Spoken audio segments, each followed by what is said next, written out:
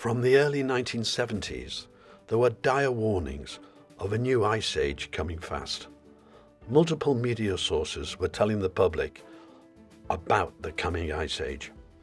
In order to give a feel of the sort of panic that was being spread amongst the public at this time, I am going to show clips of a long-lost film, The Coming Ice Age, and I'm also going to make comments as we go through the film. In 1977, the worst winter in a century struck the United States. Arctic cold gripped the Midwest for weeks on end. Climate experts believe the next ice age is on its way. According to recent evidence, it could come sooner than anyone had expected.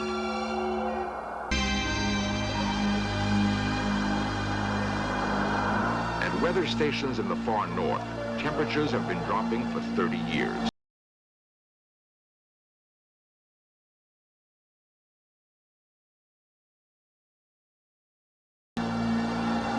Sea coasts long free of summer ice are now blocked year-round. According to some climatologists, within a lifetime, we might be living in the next ice age.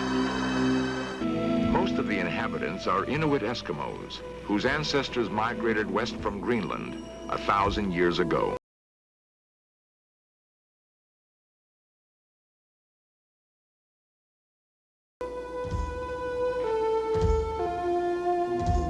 Today, the island is poised on the brink of ice age conditions, a critical signal post for changes in the Earth's climate. According to geologists, the last major ice age began on Baffin Island 115,000 years ago.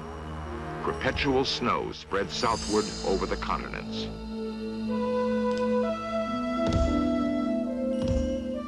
The weight of many years of snow compressed into ice. The ice grew thicker until it covered Canada, the northern United States, and Europe to a depth of 2 miles. For 100,000 years, the ice remained over large areas of the continents. Then, it retreated to the Arctic, and for the last 10,000 years, we have flourished in a warm interglacial period. Dr. Gifford Miller is a glaciologist from the University of Colorado. He's been studying the climate and glaciers of Baffin Island for the past 6 years. For the last 3,000 years, the summer temperatures have been getting colder, and the amount of precipitation, rainfall and snowfall has decreased, so that the conditions have been drier and colder. And at the same time, the glaciers have expanded. In the most recent expansion, which occurred between 300 years ago and the turn of the present century,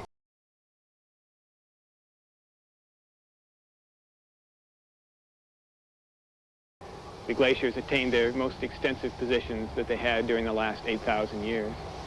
The summer of 1972 was one of the most severe summers on record, and the ice never melted that summer. And when I returned to Broughton Island, one of the local settlements here, talking to the Inuit people, and they could only tell me that their fathers had told them of a time when the ice hadn't gone out.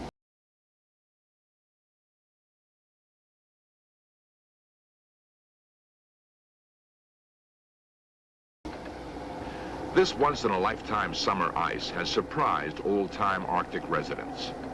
Ernie Sieber is superintendent of Baffin Island National Park and has lived in the Arctic for over 20 years. We had, in 1973, we had ice all over at the East Coast. The fjords, some of the ice in the fjords didn't even leave.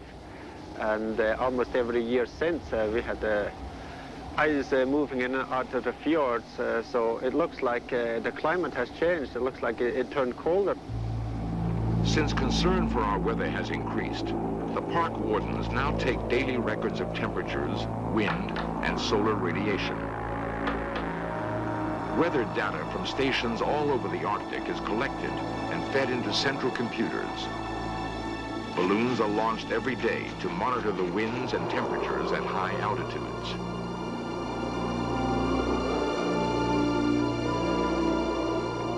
The data shows that average temperatures in the Arctic have fallen dramatically over the last 30 years.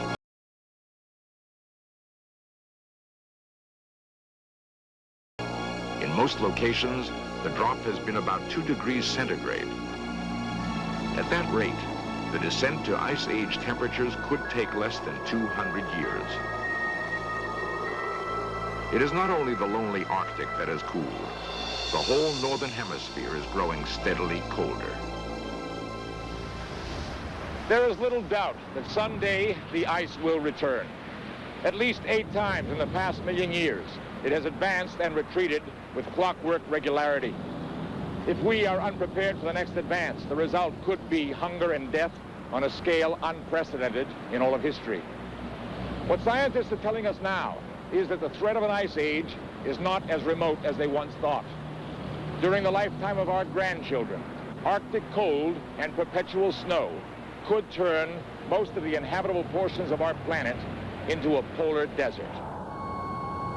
In Greenland, the snows of centuries have piled up on the largest ice cap in the northern hemisphere.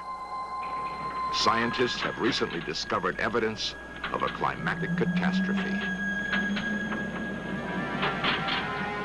Drilling down over 1,400 meters, geologists have collected precious samples of ancient ice. Some of it fell as snow over 100,000 years ago. The ice is shipped south, where it is kept frozen at minus 35 degrees and carefully divided up for study. By separating out the 2 forms of oxygen in the ice, scientists have been able to chart the temperatures when it fell as snow. Near the bottom of the ice cap, they found traces of widespread freezing occurring with dramatic suddenness.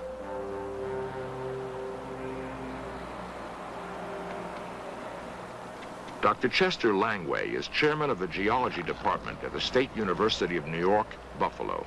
We have evidence from the ice core studies that approximately 89,000 years ago, the global climate changed from one of greater warmth than today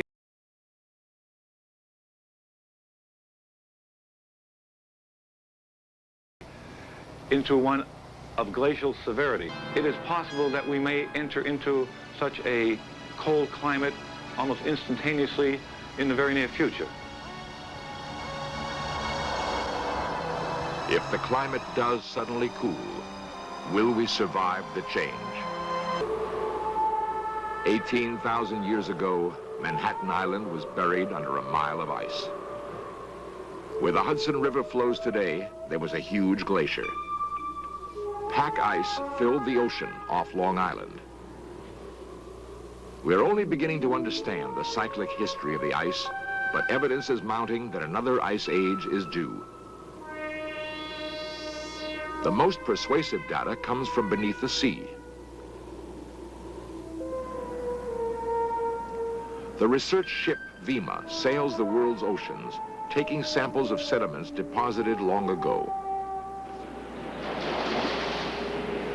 A crew of scientists rig a long cylinder and drop it vertically to the ocean floor.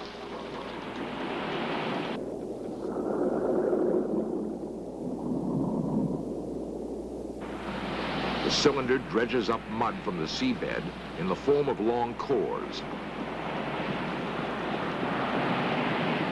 The types of tiny fossils found at different levels in the core shows the sea temperatures of the past. Geologists have collected enough sea cores to form a detailed history of climate during the last 1,000,000 years. The cores are analyzed at the Lamont Doherty Geological Laboratory of Columbia University. Dr. James Hayes leads the research. The climatic record in these deep sea cores tells us that there have been 8 ice ages in the last 700,000 years. It also tells us when they have occurred. This provides us with a test of various theories of the ice ages. We now have a theory that tells us that changes in the shape of the Earth's orbit act as a pacemaker for the ice age succession.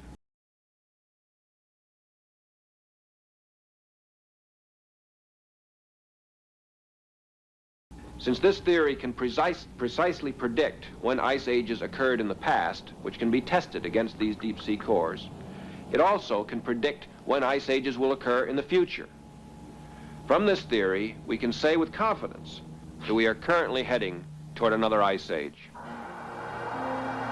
In the winter of 1976-77, one storm after another buried the Northeast under record amounts of snow.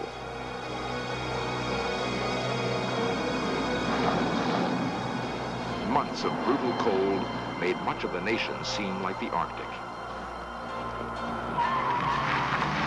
In Chicago, temperatures hovered at 19 degrees below zero. Dayton, 21 degrees below zero. Cincinnati, 25 degrees below zero.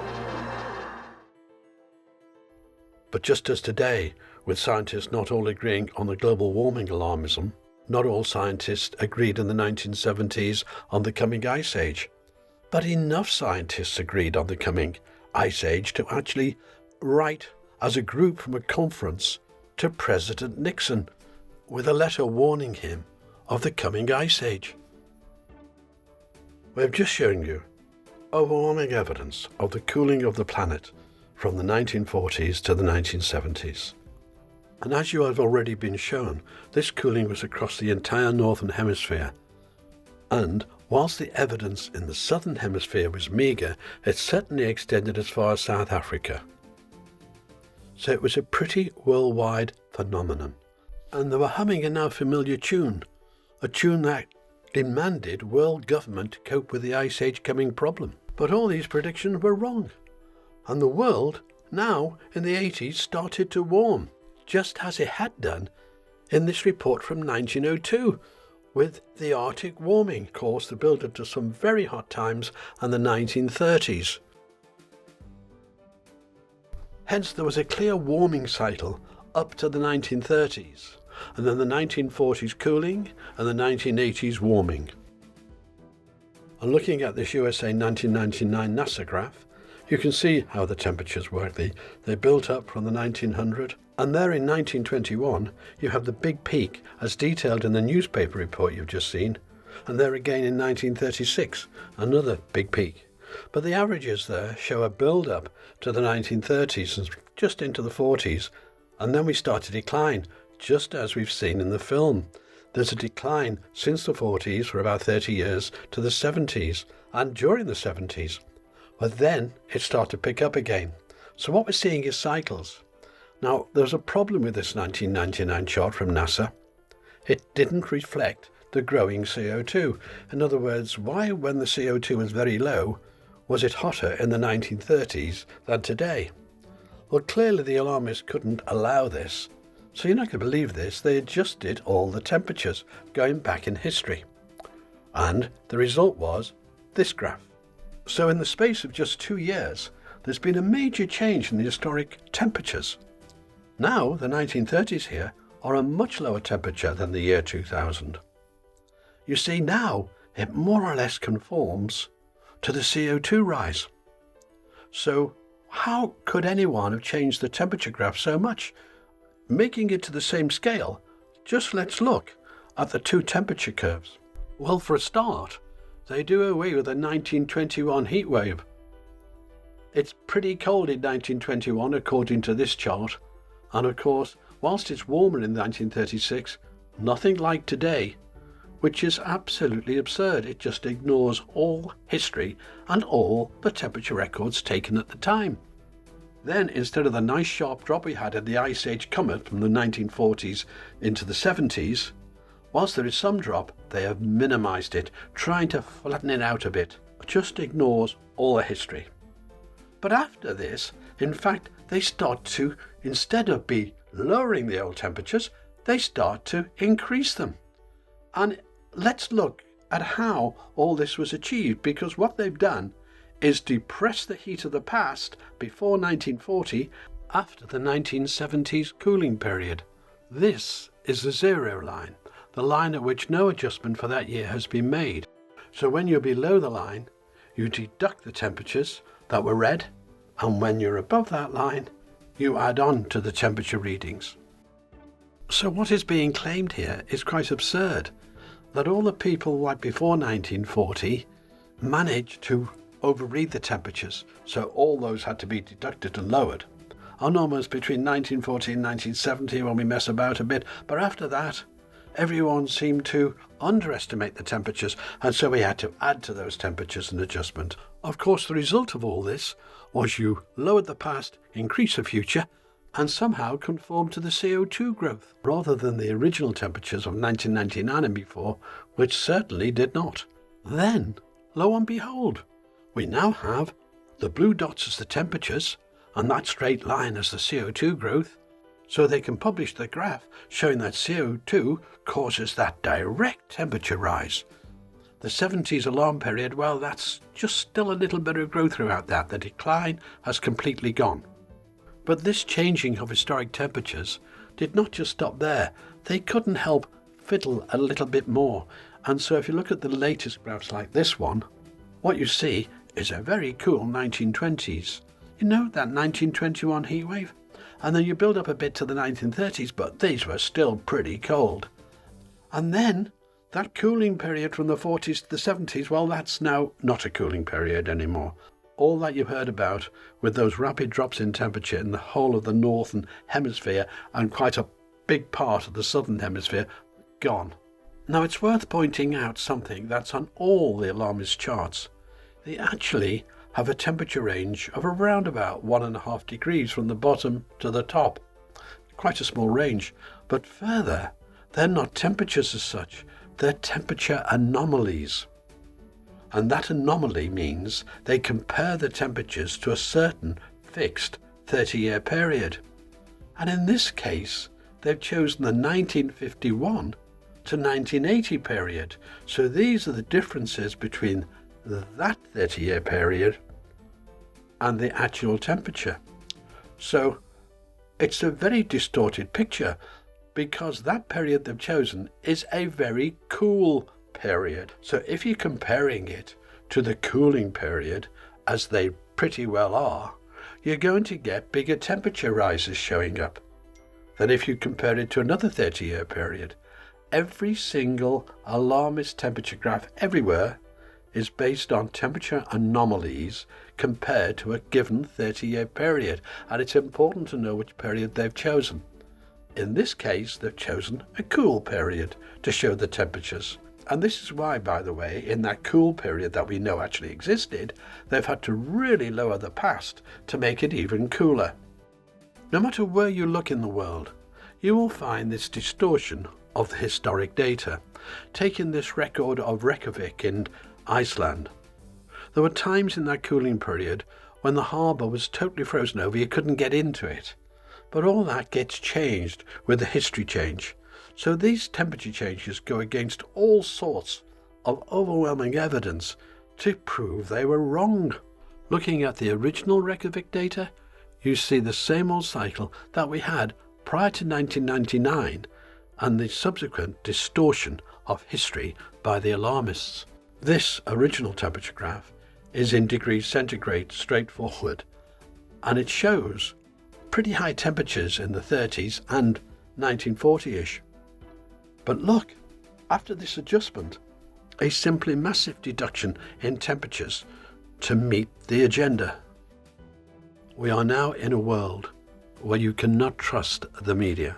One time they're saying the ice age is coming and giving all the scientific evidence. The next time they say global warming's coming. What we don't have these days is an honest debate because the alarmists do not allow it. And when scientists do not allow discussion and debate, it's no longer science.